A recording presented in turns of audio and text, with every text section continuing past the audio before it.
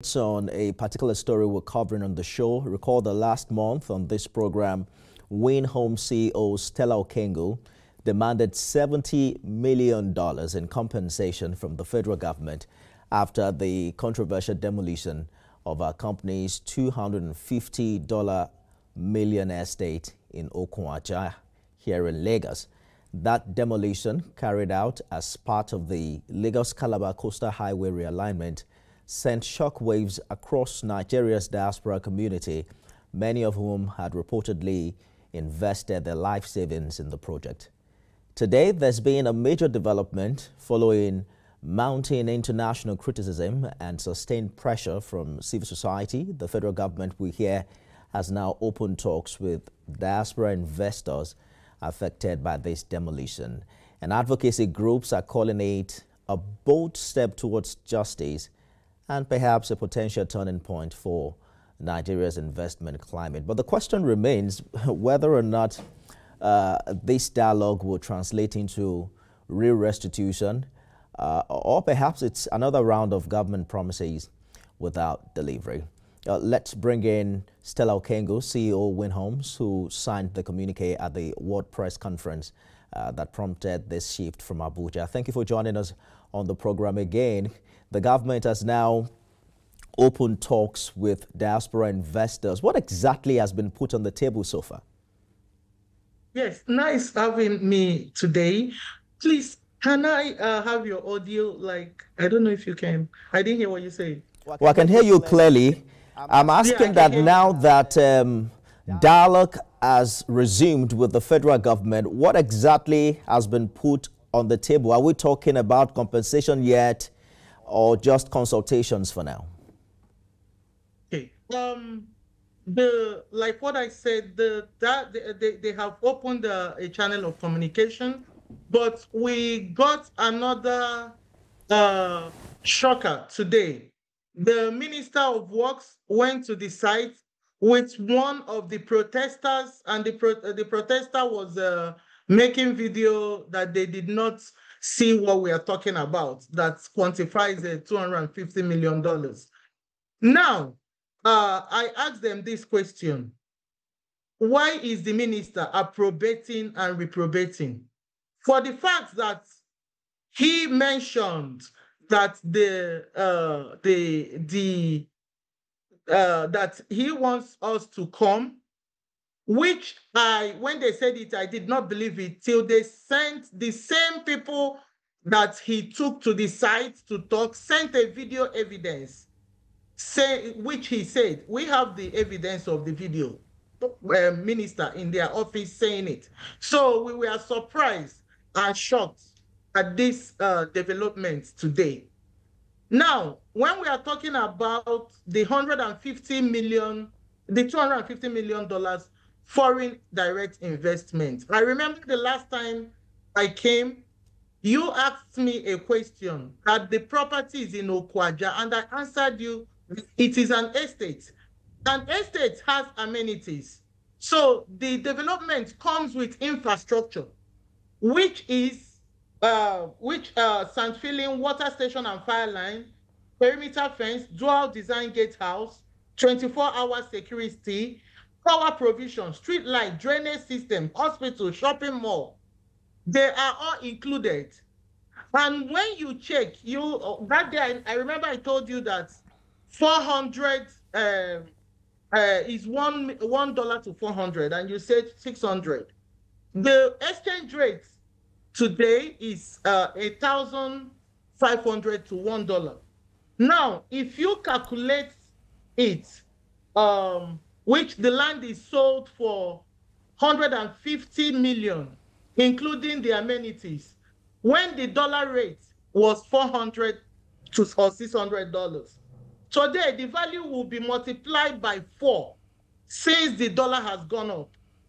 So it's what you will see is 150 million times 4, which is about what we are talking about is about 6 billion in naira. So calculate that one. That is the purchase price. We are not talking about the demolition. Now, if today's market value of that amount, if you check it with $1,600 dollars per naira today, it amounts to 240 billion naira. So we are not even talking about this. You know, they are doing it in such a way that what the minister is trying to portray is that we want to malign this government. I'm part of the people that built this dispensation. I cannot malign it. But hold on for a minute. The last time we spoke, you mentioned that the entire investment was $250 million, right? But you also did say that only a part of the property was affected. So Yes. when we expect that the investment that is in question right now that we're talking about shouldn't be as much as that, right? Yes. The settlement we want to do is on the last prevailing price, not even this recent price. Because if we start calculating, because these people are diasporans, you know, if we start calculating on the recent price, it's going to overwhelm the country. So I told them that, look, we have to consider what has happened has happened. The demolition has happened. The diversion has happened. For the fact that the minister has extended the line of this thing through the coalition, why don't we go back and meet the minister and sort out this? We'll get back to that, because I'm in shock that there's been a dramatic update from the release that you mentioned earlier. Yes. Because you had called this... I'm also shocked. Yes, you had called this a bold step 2 hours ago towards national healing, especially I can't for... hear you again. I don't know what's happening. I was referring to the press statement you made after that particular meeting, which you described as a bold step towards national healing. At that meeting, who was there? Who represented government? And what exactly did you talk about? The people that came are the people that represented American government. Okay. And the what do they call it? The affected investors spoke. You mean the federal government wasn't represented at the meeting?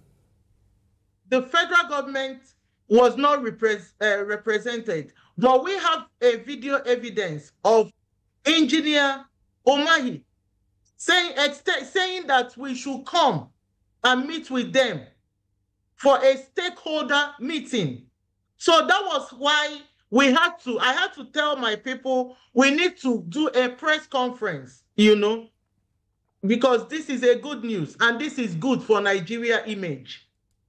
Has that meeting held now with the federal with the Honorable Minister of Works? We wrote a letter to the minister thanking him and also telling him to provide a date, because we are coming from America. That we are going to have, between this October, we are going to have time, first, second, third week, so that we can take that letter to the people that are coming. They are going to submit the letter to wherever they are working, and come back to meet with the minister. All of a sudden, this morning, we saw the minister with one of the protesters saying that they did not see the 250 million. Why is the minister approbating and reprobating? Let us take a short break, and when we return, we'll talk more about this. Stay with us, everyone. Conversation with CEO of Winner Homes, Stella Okengo. They say that you may have stepped on certain toes in the process of seeking compensation for this loss. Are you willing to apologize and lobby the political powers that be in this regard?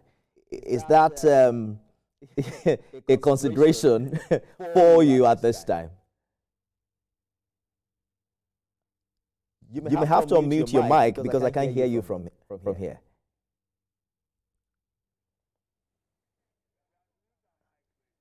You have to unmute your mic. I can't hear you at all.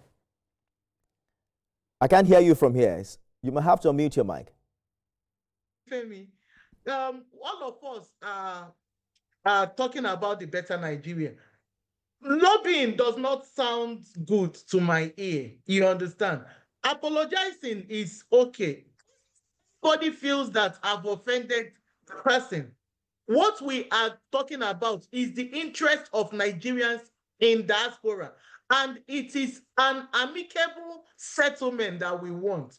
Anybody that feels that I have apologized, the person can come to television. I come to television and I apologize. The person will say what I did and I apologize. I don't have any problem with that. But my issue is that this dispensation must work. You understand? Because I have come out, said that I'm part of this dispensation. You understand? And I know a lot of bashing I got when I said I'm APC. You understand? And I just, I don't know about lobbying, but I wouldn't want what will contradict me where my stakeholders are. It's interesting because the negotiation appears that no problem. We can. I have a mountain of apologies. Nobody is yeah. Even our president, Ashwaju, always apologizes. So I don't think I'm too big to apologize. If these negotiations fail or stall, and government fails to follow through on compensation, what other alternatives do you and the other investors have in this regard? What alternatives are you willing to explore? Yes, I will still believe on the positive aspects of this dispensation, that they are not going to fail. But if they fail, we are in court, we will still, whatever we are doing, we are not going to bring everything out on national television, you know that. So, but we are still in court. So what's the hope with this impending meeting with the Minister of Works? Have you heard from him? Are you still hoping that that meeting will hold? I'm still hoping that it will hold. And for the fact he mentioned that we should come, like what he said, that any order he takes is from the presidency. For the fact he mentioned on the video that the same protesters that he brought sent to us, that made us to do that press conference, I know that the order will be from the presidency. The last time we spoke, you asked for $70 million in compensation. Has that figure shifted? Especially, no. What I said is, evaluation. You evaluate So everything is there. The value is there. So we were surprised at what he did today, giving us that we should come 7 days to bring out the evidence that we got with people that paid money. On a normal day, is that the criteria that he's using for compensation? But are you saying you don't have such evidence? We have evidence, but that's not what we are going to bring out. We have to meet with the distance. What we encourage is an amicable settlement. Because there is a budget for compensation. Mr. Nifemi, you want Nigeria to be good. I want Nigeria to be good. You understand? And what we are going to do, there's something they call constructive criticism. Any government or anybody that works under the government that cannot take constructive criticism, I don't think that it is healthy to work with that person. I'm sorry to say this. We have to go now, but some stakeholders are proposing a diaspora investment protection desk. Do you believe that will be enough to prevent another Win Homes type incident, or do you expect some No, I think legislative backing? Yes, we even talked about creating a bill that will protect the diasporans investing in abroad, because we actually want them to put us on let's start registering and voting here. But you know that it is when the government is good. The Association of Nigeria in Diaspora that we have almost 1 million members on it, which we are still counting. These are the people that want a very good thing for Nigeria, and they want to vote here. They want to start voting from here, you know. Right. And the issue is that look at how everything, what we want is just an amicable settlement. Indeed. I'm not there to castigate, or what I'm there is if anything happens, like what happened now, I brought it, you know, out to you. Indeed. I don't have any personal thing with the minister. All right. After all, like he said, both of us are Igbos. Good place. Good place to leave it. Hopefully, this matter is resolved amicably. Winsome CEO Stella Okengu, thank you for talking to us on the program this evening. Thanks for having me again. That's our show today. Thank you for being a part of it. Remember, you can watch it at midnight and 6 a.m. tomorrow. I am Nifemi Oguntoye.